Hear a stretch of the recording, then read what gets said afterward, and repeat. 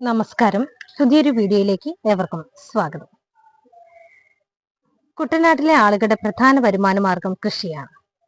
പക്ഷേ ഇന്ന് കൃഷി ചെയ്യാൻ എല്ലാവരും മടിക്കുകയാണ്. കാരണം കൃഷി അത്ര ലാഭകരമല്ലെന്നാണ് ആളുകൾ പറയുന്നത്.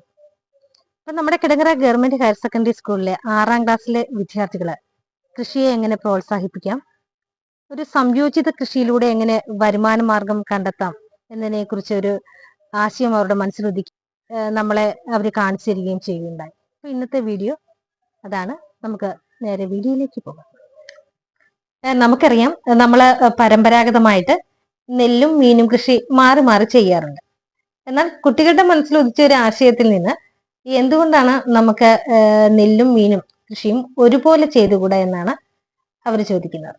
അപ്പൊ ഇതിലൂടെ നമുക്ക് കുറഞ്ഞ സമയത്തിനുള്ളിൽ 2 വരുമാനം ആർജിക്കാൻ കഴിയും. അപ്പൊ നല്ലൊരു വരുമാന മാർഗമാണ് അവരിവിടെ കണ്ടെത്തി നമ്മളെ പഠിപ്പിക്കുന്നത്. അപ്പൊ ഈ ഒരു ആശയം അവര് ഡെമോ ആയിട്ട് ഇവിടെ കാണിച്ചു തരുന്നുണ്ട്. ഇതിനായിട്ട് അവർ എടുത്തിരിക്കുന്നത് ചെറിയൊരു താമരക്കുളമാണ്. അപ്പൊ അത് 2ആയിട്ട് ഡിവൈഡ് ചെയ്തുകൊണ്ട് അതിന്റെ പകുതി ഭാഗത്ത് അവര് ചെളി നിറച്ചിരിക്കുകയാണ്, പകുതി ഇങ്ങനെ വെള്ളം നിറച്ചിരിക്കുകയാണ്. അപ്പം ആ ചെളി നിറച്ചെടുത്ത് അവര് ഞാറ് നട്ടിരിക്കുകയാണ്. അതാണ് കൃഷി, നെൽകൃഷി. അപ്പൊ പകുതി ഭാഗത്ത് വെള്ളം ഒഴിച്ച് അവിടെ പായലൊക്കെ ഇട്ടിട്ട് അതിലെ മത്സ്യങ്ങളെ കൂടെ അവർ ഇടുകയാണ്. ഈ ഒരു കൃഷിയുടെ നൂതന ആശയം എത്രമാത്രം പ്രാവർത്തികമാകുമെന്നും നമുക്കറിയില്ല. എങ്കിലും കുട്ടികള് കർഷകരെയൊക്കെ കാണണം, അവരോട് തങ്ങളുടെ ആശയം പങ്കുവെക്കണം, അതിനു വേണ്ടിയിട്ടുള്ള കാര്യങ്ങൾ എന്തൊക്കെയാണ് ചെയ്യേണ്ടത് എന്നൊക്കെയുള്ള വലിയൊരു പദ്ധതിയാണ് അവരുടെ ഉള്ളിലുള്ളത്. അപ്പം നമുക്കും അവരെ സപ്പോർട്ട് ചെയ്ത് മുന്നോട്ട് പോകാം. ഇതുപോലുള്ള നൂതന ആശയങ്ങൾ ഒരുപാടുണ്ട് നമ്മുടെ കുട്ടികൾക്ക് പ്രാവർത്തികമാക്കാനും നമ്മളെ പഠിപ്പിക്കാനും ഒക്കെ. അപ്പം എന്താണ് നമ്മുടെ കുട്ടി കർഷകർക്ക് നമ്മളോട് പറയാനുള്ളതെന്ന് നമുക്ക് കേട്ടു നോക്കാം. എന്തൊക്കെയാണിത്? കൊള്ളാലോ, അടിപൊളി കൃഷിയും മത്സ്യകൃഷിയും നെൽകൃഷിയും എല്ലാം ഉണ്ടല്ലോ. എന്താണ് നിങ്ങളുടെ പദ്ധതി? എന്താണ് ഇതിന്റെ ആശയം?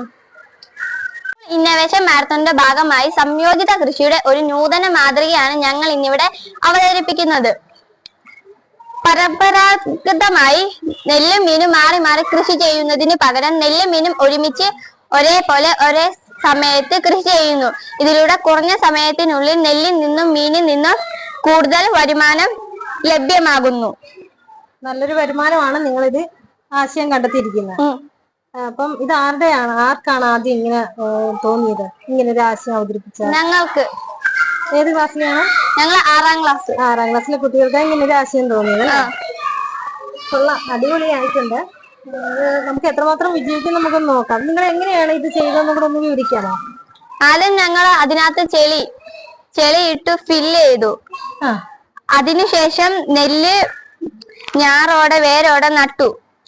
ഇപ്പുറത്തെ സൈഡിൽ മീനും കാര്യങ്ങളും പോളയും വെള്ളവും എല്ലാം ഇട്ടാണ് ഞങ്ങൾ ഇത് ചെയ്തത്. ഇതിനകത്ത് ചെറിയ കാര്യത്തിനൊക്കെ അല്ലേ? ഇതെന്താടാ? അത് ജലചക്രം. നെല്ലിന്റെ വെള്ളം അപ്പുറത്തോട്ട് പോകാൻ വേണ്ടി ഉള്ളത്. ഈ സാമ്യോജിത കൃഷിയിലൂടെ കുറഞ്ഞ സമയത്തിനുള്ളിൽ കൂടുതൽ വരുമാനം കൈവരിക്കാൻ കർഷകർക്ക് സാധിക്കുന്നു. മത്സ്യാവശിഷ്ടങ്ങൾ നെല്ലുകൾക്ക് വളമായും നെല്ലുകളിൽ മത്സ്യങ്ങൾക്ക് ലഭിക്കുന്നു. ഒരേ സമയം തന്നെ കൃഷിയും അതുപോലെ തന്നെ മത്സ്യവളർത്തിയും വരുമാനം നമുക്ക് നേടാൻ സാധിക്കും. അതെ, നല്ലൊരാശയമാണ് തോന്നിയത്. ടീച്ചേഴ്സ് ഒക്കെ സപ്പോർട്ട് ചെയ്തോ? ഞങ്ങൾ ടീച്ചേഴ്സിന്റെ അടുത്ത് പറഞ്ഞപ്പോ ടീച്ചേഴ്സ് എല്ലാം സപ്പോർട്ട് ചെയ്തു. നല്ല ഇതാണ്, ചെയ്തോളാൻ പറഞ്ഞു. അവരുടെ സപ്പോർട്ട് കൂടിയല്ലേ? ആരാണ് ഇപ്പൊ ഇതൊക്കെ കൊണ്ടുവന്നത്? ഞാറൊക്കെ കൊണ്ടുവന്ന ആരാണ്? ഞങ്ങൾ ടീമായിട്ടാണ്. മോടെ പേരെന്താണ്? ആരാധ്യ. ആരാധ്യക്ക് എങ്ങനെ ഇതിനെ കുറിച്ച് എന്താണ് പറയാനുള്ളത്? കർഷകരുടെ ഇടയിൽ അധികം പരാജയമില്ലാത്ത ഈ കൃഷി രീതി കുട്ടനാട്ടിലെ പ്രമുഖരായ കർഷകരെ ഞങ്ങൾ സമ്മതിക്കുന്നു. നമ്മള് നാട്ടിലിറങ്ങി കർഷകരോട് ഇക്കാര്യം പറയാനായിട്ടാണോ നിങ്ങളുടെ ഉദ്ദേശം? ആണ്. നിങ്ങളുടെ ക്ലാസ് ടീച്ചറിന്റെ പേരെന്താ? അൽഫോൺസ ടീച്ചർ.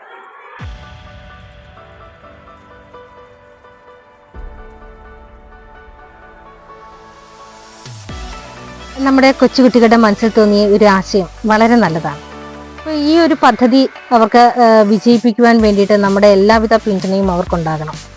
അപ്പോൾ ഇതിനായിട്ട് അവർ കർഷകരെ ഇവരുടെ ഒരു ആശയം അറിയിക്കുകയും അതിന് എന്തൊക്കെ കാര്യങ്ങളാണ് ചെയ്യേണ്ടതെന്നും ഈ ഒരു പ്രവർത്തനം എങ്ങനെ വിജയത്തിൽ എത്തിക്കാമെന്നുമൊക്കെ കൃഷിക്കാരെ കണ്ട് ആരായുമെന്നും കുട്ടികൾ അറിയിച്ചിട്ടുണ്ട്. എന്തായാലും നമുക്ക് ഇവർക്ക് എല്ലാവിധ പിന്തുണയും നൽകാം.